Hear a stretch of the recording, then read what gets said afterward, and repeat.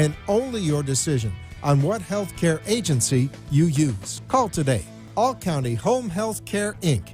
at 954-717-7027. License 200999096. The opinions expressed on the following sponsored program are strictly those of the host, guests, and callers, and not necessarily those of this station, its staff, management, or sponsors. Amp2.tv presents You and Your Doctor, teaching you to live a longer and healthier life. Proudly sponsored by All County Healthcare, where people are the heart of our business. All County Healthcare is a Medicare certified agency where one call will service all your home care health needs. For more information, call 954-717-7027 or visit our website, allcountyhealthcare.com. Now, let's get informed to living a longer and healthier life. Here is your host for today's show. Hello, South Florida and beyond, and welcome to the You and Your Doctor show. And it's been quite a year so far. It's a little time to reminisce, kind of look back at the year we've had, kind of a year in review. And one of the things that we haven't had yet on this show, as you know, we've had just about everything else in cardiology, oncology, neurology, orthopedics, etc. We've never had a sitting hospital CEO on the show, so I'm going to cut through my normal long-winded intro and get right to it. We have the CEO, Chief Executive Officer of Florida Medical Center, a campus in North Shore in Fort Lauderdale. That is Trey Abshier. Trey, welcome to the program. Thank you so much for coming aboard. I really appreciate it. Yeah, thanks for having me. And we're going to, like I said, get right to it because there's a lot going on at your hospital, and it's a big hospital. I've been there many times. But one of the things I don't want to forget, one of the things over the last year and a half was the Humana insurance, which I know a lot of people in South Florida had. They actually, and maybe you clear this up, they were dropped a few of the hospital networks, not just Tenet hospitals, which you're associated with, but other hospital networks I had heard. And now, I think starting maybe last August, about so. June, yes. June, okay. That sounds about right. And then, so now Tenet hospitals and especially Florida Medical Center are again taking the Humana patients. Is that correct? That is correct. I believe we were out of network as a company for close to 10 months. Very painful situation for both parties. But as of June this year, all of Tenet, and most concerning to me, of course, Florida Medical Center, are back in network with Humana and are able to take all Humana patients. All Humana patients. That's correct. Great to hear. I knew something was up when my mom called me and said, all my friends at Bingo are telling me that Tenet dropped Humana. I said, Mom, I don't think Tenet dropped Humana. I think it maybe was the other way around. Certainly. So that's good to hear. So, Florida Medical Center, as you take, I'm sure the whole gamut of insurances, that must be some list there. It certainly was. And it turned out through this process, we learned that the epicenter for Humana was Broward County. So Florida Medical Center felt that void dearly for those 8 months that we were out of network. That long. Well, we're back in network now. It's good to see. And it's right. If you have any questions about that, I know where I found the latest information was Florida Medical Center's website. It's right there in the front, back in network. Good news for Humana patients. And you can actually click there to learn more. One of the things when I was kind of joining the South Florida health landscape, as a lot of people know, I came over from Sun Sentinel. I was a reporter.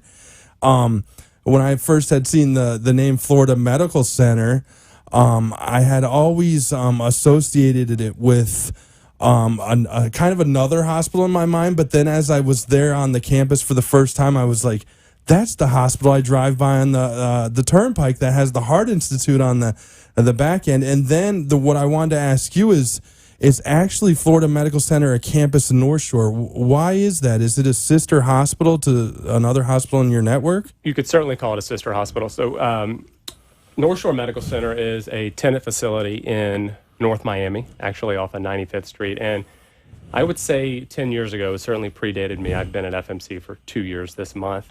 A decision was made in our regional offices and our corporate offices to share a Medicare provider number which is commonly done across healthcare entities. And that decision was made, and 10 years later, it's actually worked out very nicely. North Shore offers services that FMC does not offer.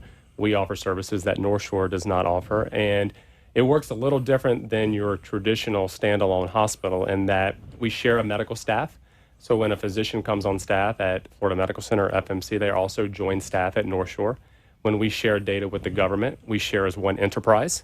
So commonly you'll hear our executive team refer to the enterprise, and that is the combination of both hospitals. So we work extremely close with North Shore's administrative team, with their physicians.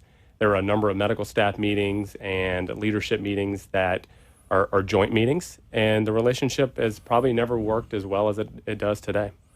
I know you're close to their CEO as well, and we'll have to get him on the program, but this is a first for us, so we're really happy Certainly, to join us. He would be a great addition here. And as the listeners know, we've had so many of your physicians on this program. I'm thinking of the long list. It's we were talking a little bit before the show. Dr. Neil Galindez, I think he's been on 3 times, the cardiothoracic surgeon. Sure. Oh, last week we had Dr. Vinitha Vasudevan, general surgeon, and you mentioned oncology before. Mm-hmm.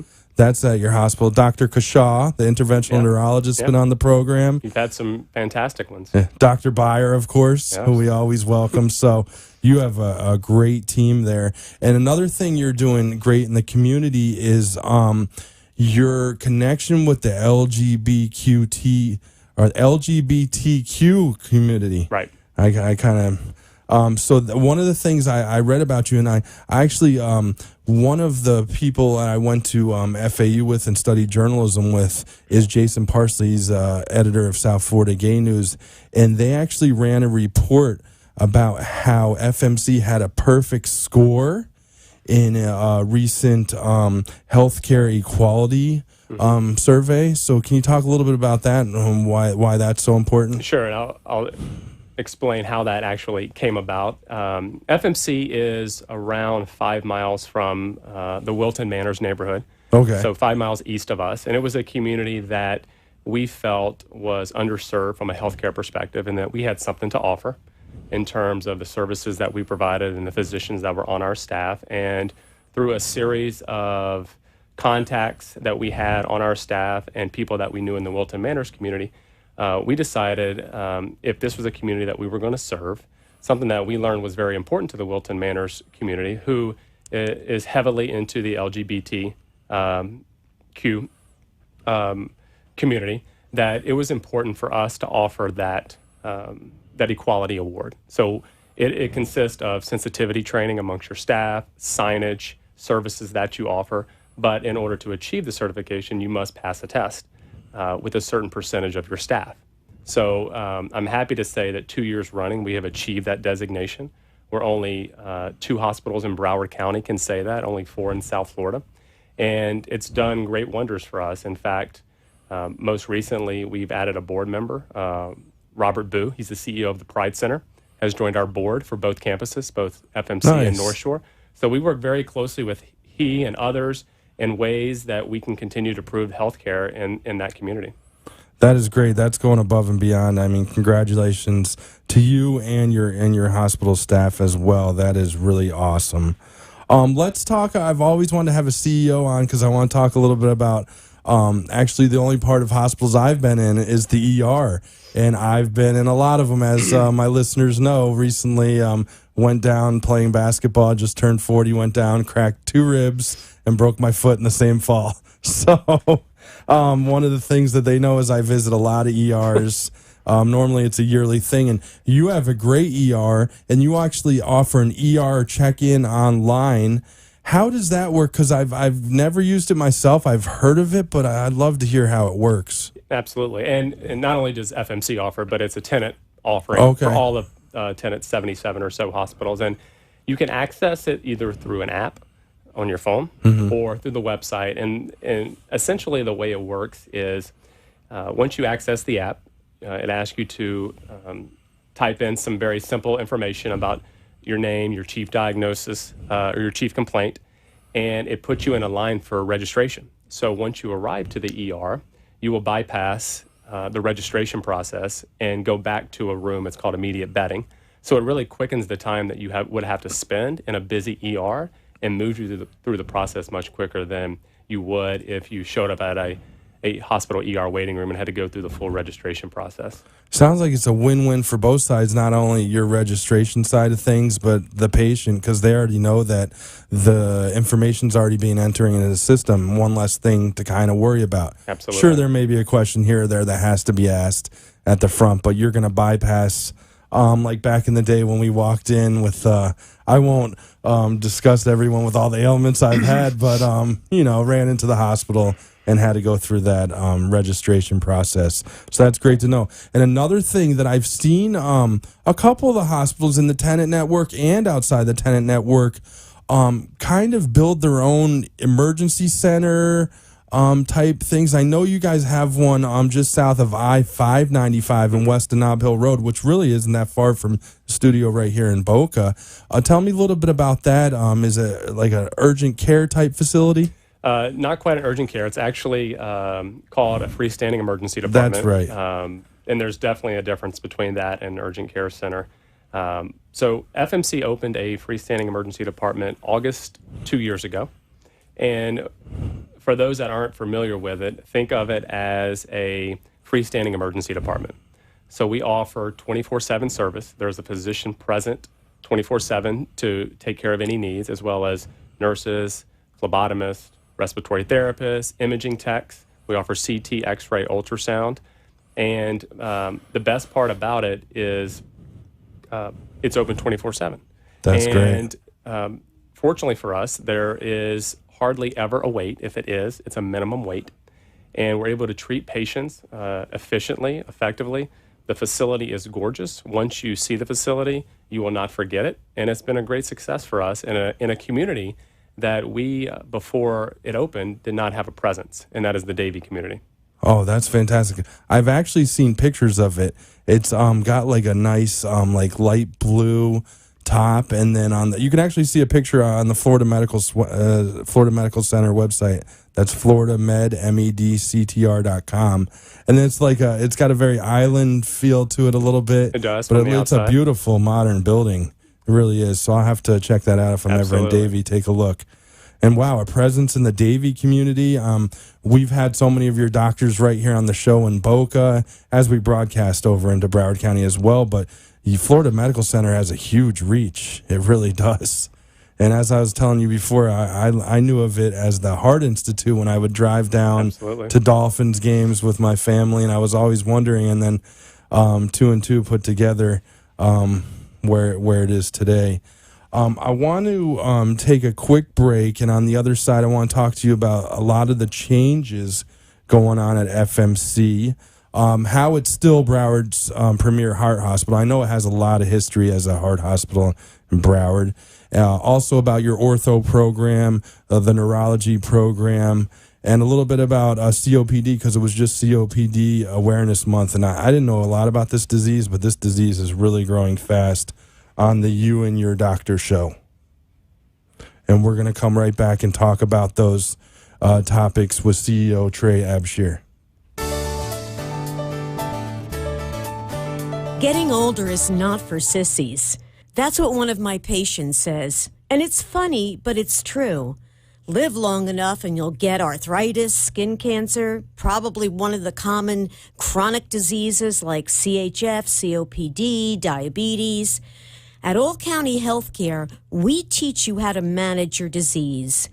We make sure you know how to take your medications and how to recognize signs and symptoms before requiring hospitalization, no matter how many visits it takes. You didn't move to Florida to be sick. You moved here to enjoy the rest of your life. And that's exactly what our team of nurses, therapists, and aides at All County Healthcare help you do. All County Healthcare, Inc. is locally owned and operated, serving the Tri-County area, Palm Beach, Dade, and Broward counties for the last 25 years. The practice of medicine is changing dramatically.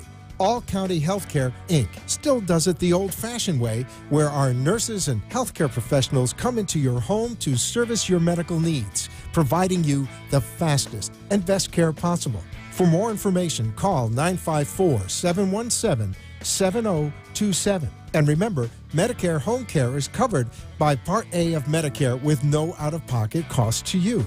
It's your decision and only your decision on what healthcare agency you use. Call today. All County Home Health Care, Inc. at 954-717-7027. License 200999096. You are listening to You and Your Doctor, Living Longer and Healthier, an informative show that helps you find answers to questions you always wanted to ask, but did not have that somebody that could make a difference in your life. Call into the show if you have a question at 888-565-1470, and we will put you on the air to inform all our listeners.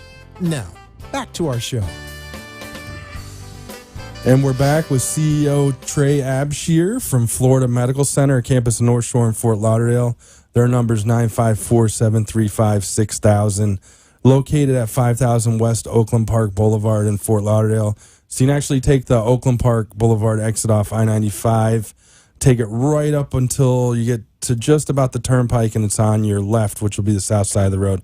Not sure the turnpike exit, but I'm sure it's pretty close to there as well. So, Trey, one of the things I wanted to talk a little bit about is, like I said, I've been gone to Florida Medical Center a few times over the last 4 years. I noticed recently the building's got a fresh coat of paint, and that has really made a difference. I mean, it's really opened up the entranceway into the hospital as well. Yeah, so about 2 years ago when I started, one of the complaints that I would receive routinely from the community or physicians was that our community did not feel that we offered high-quality care because of the aesthetics of the building, which was not true at all. But unfortunately, perception at times is reality. And the building is not a young building. It was built in 1973. So every few years, it's required for some significant upkeep and maintenance. And so we decided to repaint the building to just a more fresh, modern look. We also decided to upgrade landscaping, signage, and just give it a fresh new look that every once in a while, like I mentioned, a hospital needs to see occur. And it turned out, in my opinion, and I'm glad you share the same sentiment, fantastic. I do not receive those complaints any longer as it relates to the aesthetics of the building. Not only the exterior, we did the same on the interior. So I'm very happy and proud that the campus looks the way it does. We're continuing to improve it each and every day. But we as a leadership team and a physician medical staff certainly enjoy coming to work and seeing that building each and every day. And throughout the entire hospital as well, I've met a few doctors there prior to them coming on this show. Let me tell you, that place, it just shines. It's like, I don't know if they hit it with spick and span every day, but there's some areas. I met Dr. Bayron, who's a friend of the program, outside the bariatric center there a few times, and I was just amazed at how clean that hospital was. So that's another kudos to you and your staff on that as well. Another thing that you've introduced is, and I'm a reader, is Trey's Tribune. As you can see, if you're watching on YouTube or Facebook Live as we're broadcasting, that is like a little newspaper that you do. What's about once a month? Every other week. Every other week. Every other that Thursday much. It comes out. Yeah, and I always check it out. I actually print it out. It has everything from physician spotlights to spotlights of some of the things patients are saying about your hospital. I know you're involved in a lot of events there, more so than a lot of other hospitals, I gotta say. So that talk a little bit about Trey's Tribune, why you started it, and look at that holiday bake-off bake sale in the medical staff library. Yeah, absolutely, and it's been a huge win for us. And the reason it was started, to answer that question, was we can never, as a team, do a good enough job communicating. We communicate 7 different ways, 7 different times. But one way we like to communicate is through a message or others dubbed Trey's Tribune, to try to make it as catchy as possible. And we decided that every other week we would share information about events occurring at the hospital, ways to get involved in different community outreach programs. We highlight a physician, we highlight a staff member, we highlight a department. Anytime someone new comes on from a leadership perspective, we highlight highlight their achievements, where they came from, what they're bringing to the table. We talk about accolades, accreditations, certifications. It's just a great way for me to communicate to, I think the last time I saw that message goes to over 2,000 people. So not only does it hit the 1,000 employees that work at FMC, the 500 physicians, but you yourself receive it who do not work there, along with hundreds of other people that have asked to be added to it because they want to see the good work that's happening at the hospital. So every other week it goes out, and I now see that we're on our 48th edition, which is incredible to think of. It's fantastic. But a lot of work goes into producing that, but we never have a shortage of content, I will tell you that. Yeah, I think it's 48 pages this month or something like that, close to it. That's an incredible amount of information to share. That is. And how can people, if they want to sign up, they sign up through the website, or they can just, I see on the front of it, there's a Facebook, Instagram, and Twitter logos there. Yeah, I mean, that's a good way. And there's actually an email in there, and they can email that individual, and we can add them to the distribution list. And we can give that information out as you see appropriate, the appropriate way to do it. But that's the best way to get added. So we're on Facebook Live, so you can just type it into Facebook. That's the way. Yep. That'd be very easy. And one more thing I want to point out about it. This is so in-depth that, like, one of the items is the dome light for the new nurse call system on the 5th floor, and then there's a picture of the dome light and then a little bit about it. Like, you're actually telling all your physicians, staff, patients about every upgrade, new landscaping on the certain side of the hospital I just saw here. That is really neat as well.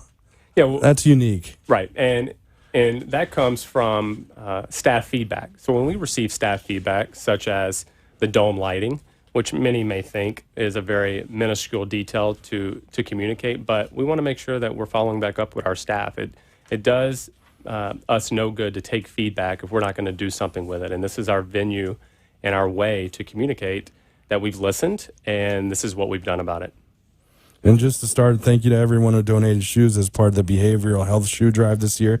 FMC staff has collectively donated over 75 pairs of shoes for our behavioral health patients. Those are just kind of stories you're going to see. Really neat. Great job with that. I had to point that out because that is very unique. And like I said, pointing out things like the dome light as well. I haven't seen that before, so very unique as well. Another thing I want to talk to you about is it's been in the news, a new cath lab, and I know this hospital is known for its heart care since the beginning in 1973, right? Absolutely. In 1973, when the hospital opened its doors. In 1974, they were the first hospital in Broward County to perform open heart surgery. Wow. And from that point forward, FMC has predominantly been known as a cardiac facility. Now, we do some other things very well, but that is what the hospital has been known for quite some time. And we continue to invest, as you mentioned, in the cath lab, which is opening this month, a brand new cath lab. We recently opened a new EP lab, $4.3 million worth of equipment, state-of-the-art equipment and construction. That opened 3 months ago. So we're continuing to invest in our cardiac program. It's what's got us to the point where we're here today, and it's going to continue to be a market leader for us in Broward County. That's great to know. And one of the things that has been in the news the last few years is AFib treatment. And then I've learned over the last year doing these radio shows with having everyone from neurologists to cardiologists to cardiac surgeons on is how, if atrial fibrillation isn't treated, it could actually cause a stroke or other ailments. And I know that is one of the huge undertakings that you and your staff are going on is becoming a leader in AFib treatment and cardiac care at the Heart Institute of Florida. It's still called the Heart Institute of Florida there at Florida Medical Center? It is. Okay, that's good to know. And so the cath lab is part of that treatment as well. I know other treatments go on as well with interventional cardiology. Right, cath lab, EP, surgery, all fall under the brand of the Heart Institute of Florida.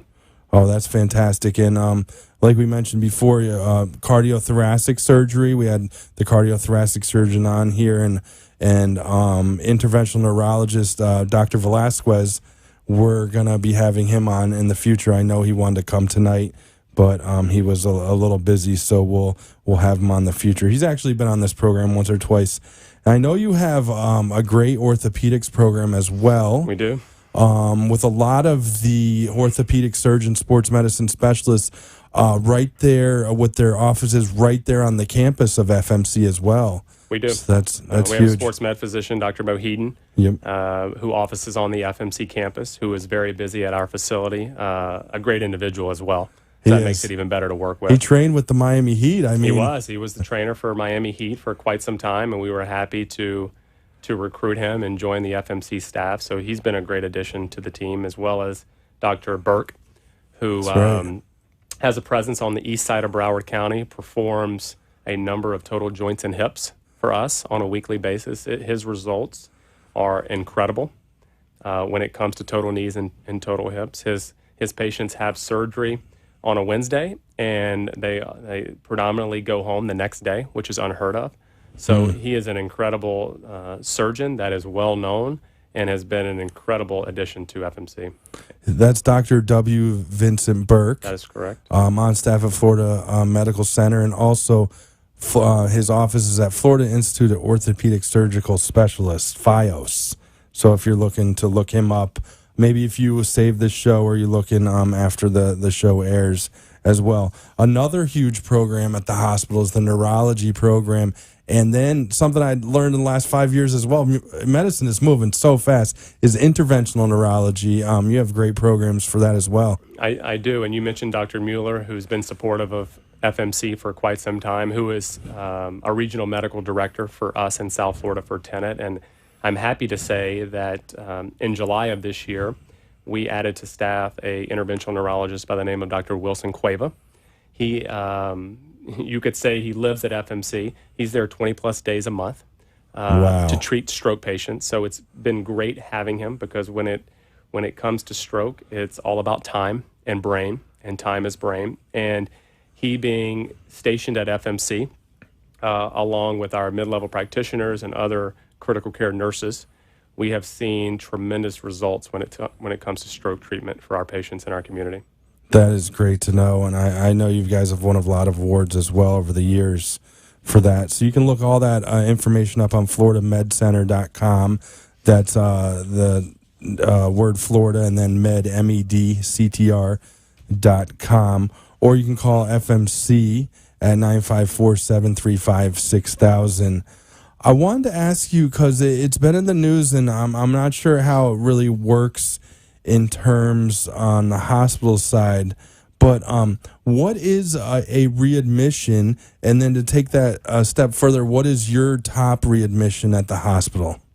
So the way the government and the way we focus on readmissions is within 30 days. So a patient is treated at the hospital, they're discharged, they go, whether it's home or skilled nursing facility, whatever the case may be, and they end up back in our hospital in less than 30 days, we're penalized financially by the government. I did not know that. And so that has been in place for quite some time. It's certainly a focus of all hospitals to prevent readmissions. So we work very closely with home health agencies, with skilled nursing facilities, with assisted living facilities, nursing homes, to ensure that we're all providing the same standard of care. So we provide a lot of education to those facilities to ensure that they're delivering high quality care, because FMC is surrounded by 80 plus post-acute facilities. So your SNFs and ALFs and nursing homes.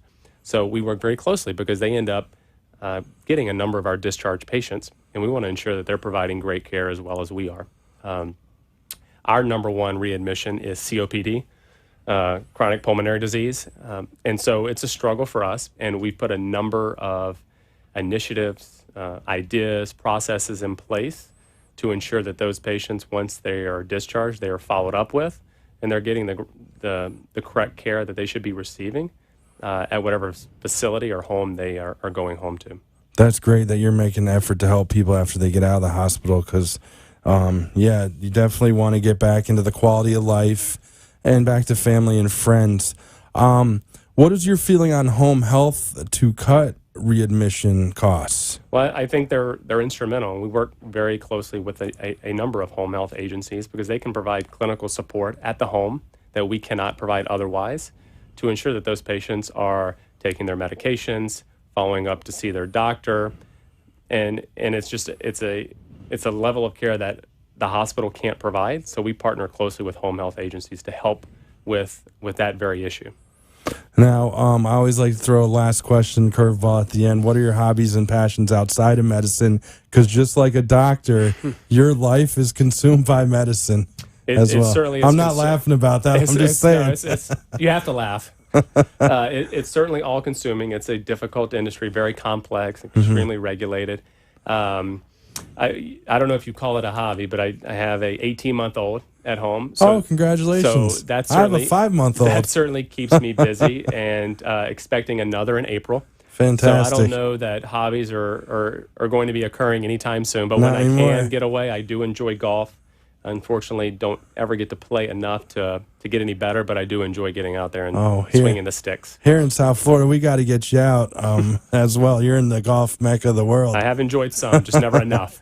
And we were talking a little bit in the green room before, originally from Louisiana and went to LSU. That's correct. That is fantastic. What is it like growing up in that football state? Because we're in the football paradise right here, but man, it's taking it to a different level. Death Valley, right? I would challenge you about football paradise. There is nothing like going to a game in Death Valley on a Saturday night watching the Tigers play. I got to get there. And I've been to Clemson once, so I got to get to LSU. Yeah, you got to get to the other Tigers. Yes, you certainly could. Definitely make a point to do that. And even some of the other teams down there. I mean, Louisiana Lafayette, we were talking. I've been there a few times. And Monroe, Louisiana Monroe, which is now known for Duck Dynasty, but when I was there, was known for the Louisiana Monroe Warhawks. And, man, they had a team. And what a great state to visit, as I was telling you. I've been to New Orleans 5 times. I love Lafayette, Louisiana, and Préjeans. And you're originally from? Baton Rouge. Baton Rouge. And we say New Orleans, New Orleans. I say New Orleans. Yes, I had it right. So I haven't been butchering it too bad. Well, thank you so much for coming on the program and telling us so much about FMC. We've heard so much about the hospital, but to hear it from you is just truly fantastic. Like I said, keep up the good work. And anytime you want to come back on the You and Your Doctor show and CEOs, we can add that in there. Please feel free if you ever have any new news or just want to say hello. Thanks for having me. Thank you. And thank you for making the quick drive over. You know, FMC is only about 30 minutes. You made it less than that. I did. During rush hour. It was easy today. Yeah, so it's right around the corner from Boca. And join us. Stick around. We have a GI doctor on the You and Your Doctor show.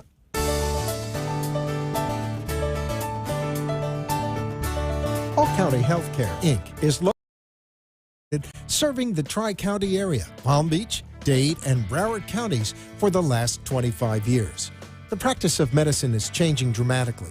All County Healthcare, Inc. still does it the old-fashioned way, where our nurses and healthcare professionals come into your home to service your medical needs, providing you the fastest and best care possible. For more information, call 954-717-7027. And remember, Medicare Home Care is covered by Part A of Medicare with no out-of-pocket cost to you. It's your decision, and only your decision, on what healthcare agency you use. Call today. All County Home Health Care, Inc. at 954-717-7027. License 200999096. Hi, I'm Deanna Barron, RN, with All County Healthcare. You know how I know that I've done a good job? We say goodbye. After you understand the medications you take, once you know that gaining 2 pounds in a day means you should call the doctor, when your wound is healed, when you can use your nebulizer all by yourself, when the goals that you and your all-county healthcare team of nurses, therapists, and aides established are met. We say goodbye. Very nice to meet you, and I hope I never see you again. And I mean that in the nicest way possible. You are listening to You and Your Doctor, Living Longer and Healthier, an informative show that helps you find answers to questions you always wanted to ask, but did not have that somebody that could make a difference in your life. Call into the show if you have a question at 888-565-5222. 1470, and we will put you on the air to inform all our listeners. Now, back to our show. Beyond, and welcome back to the You and Your Doctor show. So the second half of the program, I've actually done this show for a year, and I've never had a GI doctor. We had actually a hepapancreatic biliary surgeon on. So I know that's kind of near what you do, Dr. Zwick, but I definitely want to have a GI on the program. So I just wanted to welcome you. This is Dr. Andrew Zwick, and you're on staff at Delray Medical Center locally? Yes. And right around the corner? At Boca Regional Hospital. Yeah, which is, we can almost throw a stone and hit it there. Absolutely. And I know you've been at some other hospitals in the area as well. Mm-hmm. And now you are a GI doctor, and we know that as gastroenterology, but what actually is a GI doctor, and what is the area of the body that you diagnose and treat? Well, as the name implies, gastroenterologists treat diseases of the digestive system. That includes the esophagus, the stomach, the intestines, as well as associated organs that help the digestive system, such as the liver, gallbladder, and pancreas. So we have a very broad range of organ systems and disease entities that we treat. Yeah, which is a huge system there. Now, we've talked a lot about the gallbladder on this program, and it seems like all the women in my family have had gallbladder surgery. Why is that? Do women get it more than men? Gallbladder issues? Women seem to get more gallbladder issues per men, but it does affect men and women of all races, all creeds. Partially, it's due to hormones, and partially it's due to fat storage in the body. Partially, it's due to metabolism, and also somewhat due to genetics. If you have a mother, sisters, brothers who have had gallbladder issues, it may tend to run in families that you will produce gallstones and or get gallbladder disease. I see. And I've seen that actually with my family, so it must be genetically running through the family, as you said. I always have to ask that question because I just found it fascinating. It just seemed like more women than men. But that is a great, that is medicine-based right there. I was absolutely. Yeah, I can't give you the statistical numbers on men and women, but it does seem that we see a little bit more gallbladder women having that problem more often, yes. Now, what is the most common ailment you see as a gastroenterologist, or GI as short as we can call you GI? GI is fine. Okay, good. Thank you. In the community practice, in my office, and I think it's universal, across the country and the world, the most common ailments that we see are the ones that you know best of all: the heartburn and reflux problems related to bowel issues. I move too much, diarrhea, I can't move enough, constipation. Chronic unexplained abdominal pain is a common issue. We get into some of the more exotic diseases that we'll treat: inflammatory bowel disease, allergic esophagus, pancreatic and liver diseases. These days we treat quite a bit of hepatitis, which of course has been a scourge since the 1990s. Fortunately, we have excellent new treatments for that we hope to eradicate the disease from the face of the earth within the next several years if we're lucky. So that's hepatitis? Hepatitis, yeah. Wow. But the common things are common everyday ailments that people just can't manage on their own, and that's anything related to the digestive tract. Upset stomachs, chronic nausea, gas, bloating. These are all the common complaints that come through the door of the office, and sometimes they're simple issues, sometimes they're a sign of more complex disease. Well, that's really good to know. That is, there's a lot going on with the digestive system, and as the listeners know, we've talked about on this program before, but I don't think we've ever got in depth as we're going to get tonight. Now, I started out about gallbladder because that was my personal question, but now you're a GI, so you diagnose and treat the digestive system, but you wouldn't be the doctor who would take out the gallbladder, but you would help to start that investigation process, and then I guess refer to a general surgeon. Is that how that works? Absolutely. Gastroenterologists are usually the specialty that is called upon to diagnose the ailment. So when a patient comes to us with a particular problem, we have at our disposal many diagnostic aids and ways to figure out what's going on. Foremost, of course, is our education, understanding physiology, the body, digestion, anatomy. And so after we sort of put together a good story from a patient, what's happening to them, we may then, lean on diagnostic testing, blood work to evaluate the metabolism, the liver functions, if patients are anemic, their blood production.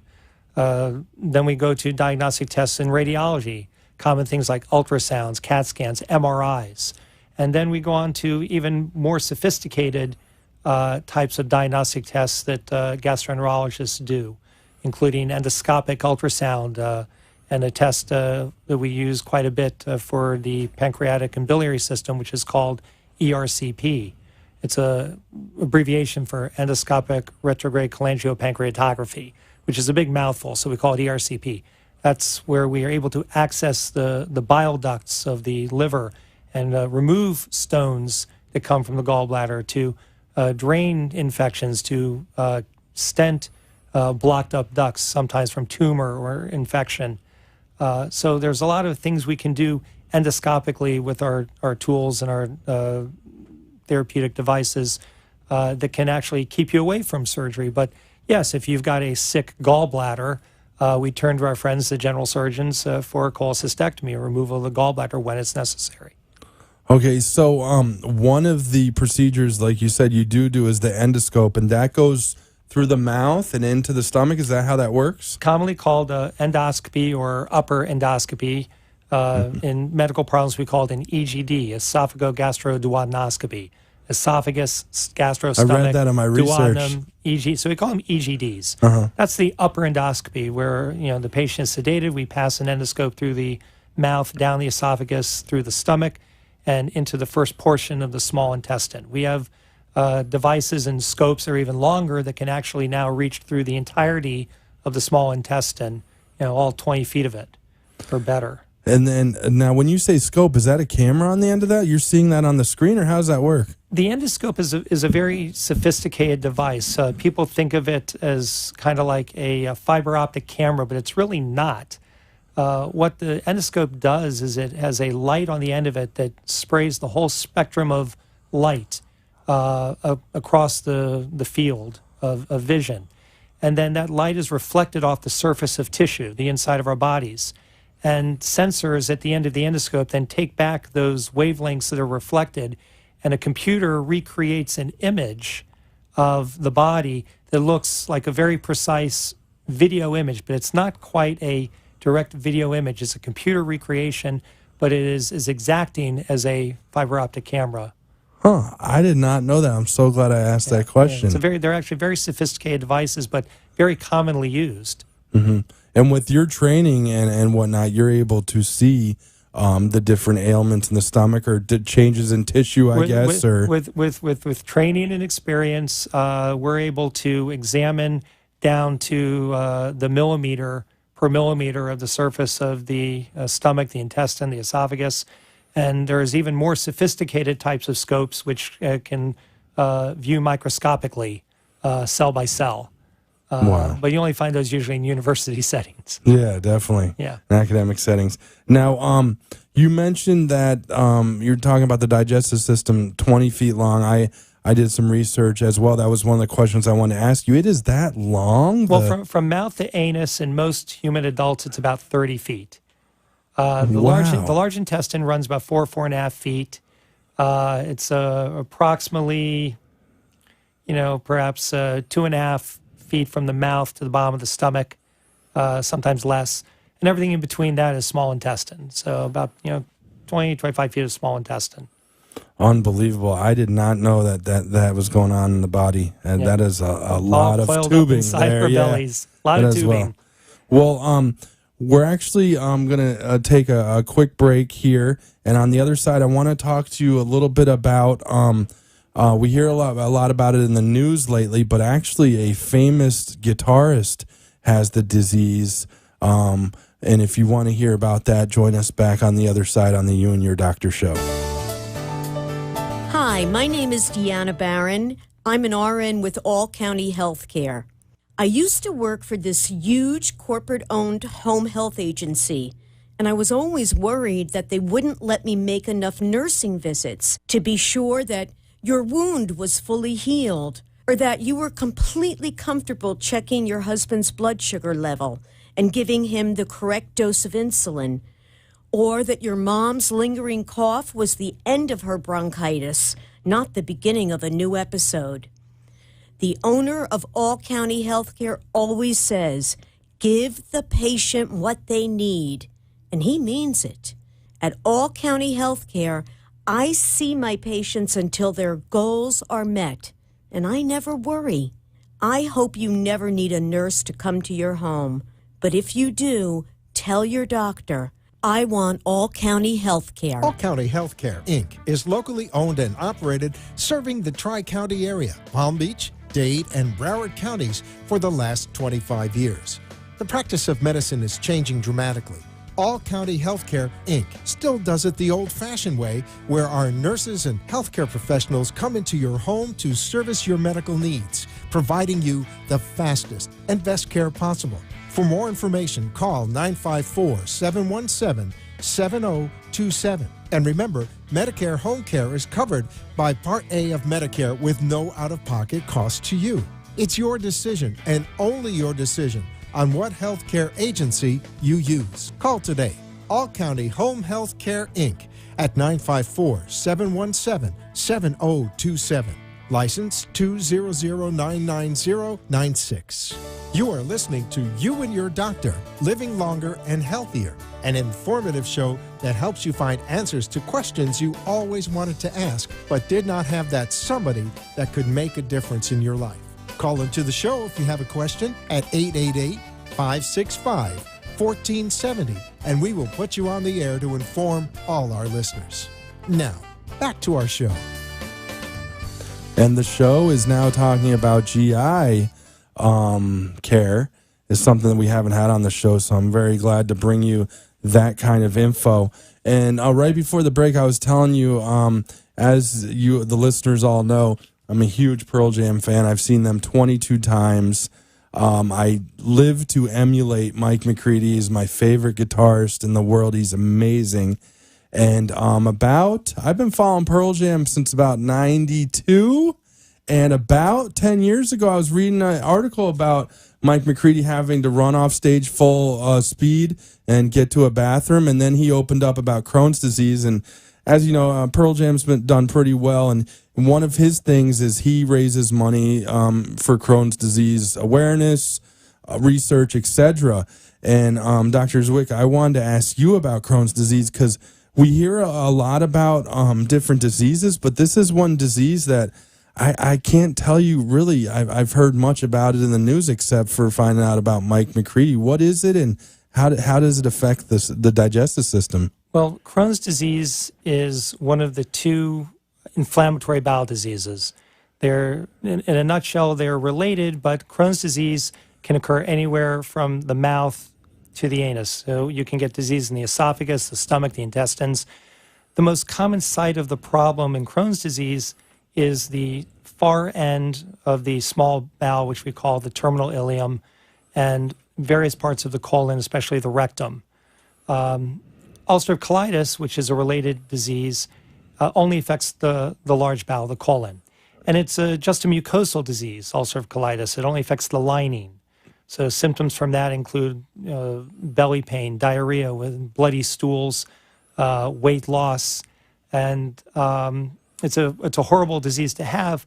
Crohn's, however, is perhaps even more horrible. It's more insidious because Crohn's can affect various parts of the digestive tract, and it's a penetrating disease. The disease causes inflammation to go through the lining from the very inner mucosal layer lining inside your gut through the wall of the digestive tract. So you can actually have disease extending outside of the bowel into adjacent organs. We call that fistulizing disease. You get communications, openings between different parts of the bowel sticking to each other and opening up into each other. Therefore, you get formation sometimes of abscesses and bleeding and diarrhea because you have liquid stool that can come from the beginning of your bowel suddenly transferred via fistula to the bottom of your bowel without any water absorption. So you get horrible diarrhea. It's a very bad disease. Fortunately, although science doesn't have all the answers, we're learning more and more about it every day, and we're coming up with better and better treatments for this disease.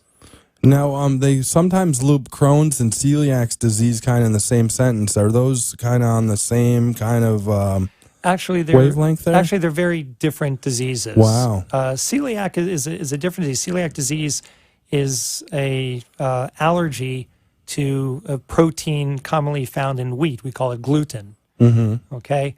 And that is an allergic response to gluten when it's in the gut, which causes problems related to inflammation in the small bowel and destruction of the structure of the small bowel, so you can't absorb things as well. There are other related problems to having celiac disease, but it's a distinct disease and is actually fairly easily treated by avoiding gluten in the diet. That's why we see gluten-free all over the place now? Right. We see gluten-free everywhere. The disease has been around for a long time, but it kind of became somewhat of a sexy disease in the late 90s and on. As it got more attention and more people learned about it, we started testing for it. It's always been there, but doctors didn't test for it regularly, didn't think about it as a cause of many of more common ailments that we get. So as people became more and more identified as having the disease, there became a need for more ways to treat it. A gluten-free diet to avoid the allergen, the part of the protein that causes the allergy, is very difficult for a lot of people to maintain. So over time, people have devised more and more gluten-free foods, better tasting gluten-free foods, because originally one of the problems was that the diet just didn't have a lot to offer as far as, substitutes. I mean, if you tell the average person you need to avoid bread and wheat and barley and rye, which are the grains that have gluten in them, that's difficult to avoid. Anything with flour or has come in contact with flour. So as time's gone by, there's been more development of more resources for gluten-free foods.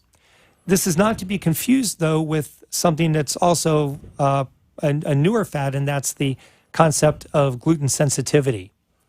Many people go to gluten-free diets even though they don't have celiac disease. They don't have the allergy, and you can test patients with a blood test fairly easily to see if they have the allergy to gluten.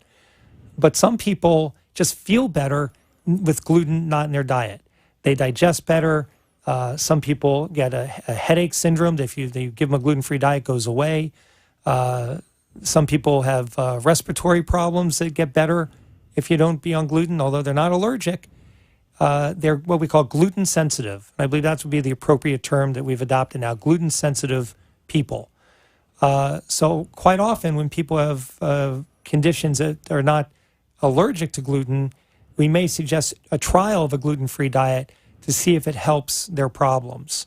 And this is becoming a more accepted concept in medicine. For a while, it was kind of thought to be, more of a mass hysteria phenomenon that everyone thinks that they actually have gluten problems when they don't. But as it's turning out, there is a small subset of people, not everyone, that are truly gluten sensitive, and therefore will do better by avoiding gluten. And doctors now are recognizing this, and we're more accepting of a patient who says, "Doc, I can't eat gluten, it bothers me." And you'll test them, and they don't have celiac, and we say, "Nah, you don't have a problem," but the truth is that they might. Gluten sensitivity. Gluten sensitivity. So in the therapeutic trial world, it's not a bad idea sometimes to try a gluten-free diet, but it's actually a rare phenomenon to find someone who truly is gluten sensitive. There's still a lot of people who swear by a gluten-free diet, although it may not always fix their problems. Yeah. And I got to tell listeners and viewers, you are not going to get an explanation on gluten-free and gluten insensitivity like that anywhere else than you just got here on the You and Your Doctor show. That was fantastic. Dr. Zwick, I don't want to leave before talking a little bit about acid reflux and one of the new procedures you're doing at Delray Medical Center. Let us know about this new technology for digestive care. Okay, certainly. As I said before, probably it is actually the most common problem that people come to a GI doctor for is heartburn and reflux. And for a long, long time, this was battled by the theory of modifying the diet, staying away from foods that induce heartburn and reflux, the common things such as spicy foods, fatty, greasy foods, alcohol, chocolate, mint, caffeine, and of course, everyone's favorite Italian food. When you're doing experiments on trying to help reflux, the way you would take a volunteer patient and induce reflux is give them a pepperoni pizza and a Coke. Oh, gosh. And then you can certainly see reflux in almost anyone after that. And so for a long time, people have battled this with diet, but diet doesn't always work. Sometimes you need something more. We have a minute, and you can tell us a little bit about that procedure. Well, what we have now is a procedure we're doing at Delray Medical Center called the TIF, the TIF procedure. It stands for transoral incisionless fundoplication. It's a way for doctors like myself to endoscopically, that is, going down the esophagus with a device, to fix small hernias where the stomach pulls up into the esophagus, and then wrap the top of the stomach around the distal esophagus to form a tight barrier that keeps acid and stomach contents from coming up. Traditional anti-reflux surgery is invasive, has quite a bit of complications to it. But with the TIF procedure now that's being done at Delray Medical Center, we're able to take people who either are not getting satisfaction in their diet or meds and help them get rid of their reflux without pills. Thank you so much, Dr. Zwick. If you have any info for Dr. Zwick, check out DelrayMedicalCenter.com. Thank you. Thank you for letting us share with you a longer and healthier lifestyle. If you have a doctor or are a doctor and wish to be on the show, call AMP2 TV at 866-244-5422, and we will put you on the air as soon as possible. Tune in next week for more information on living longer and having a healthier life.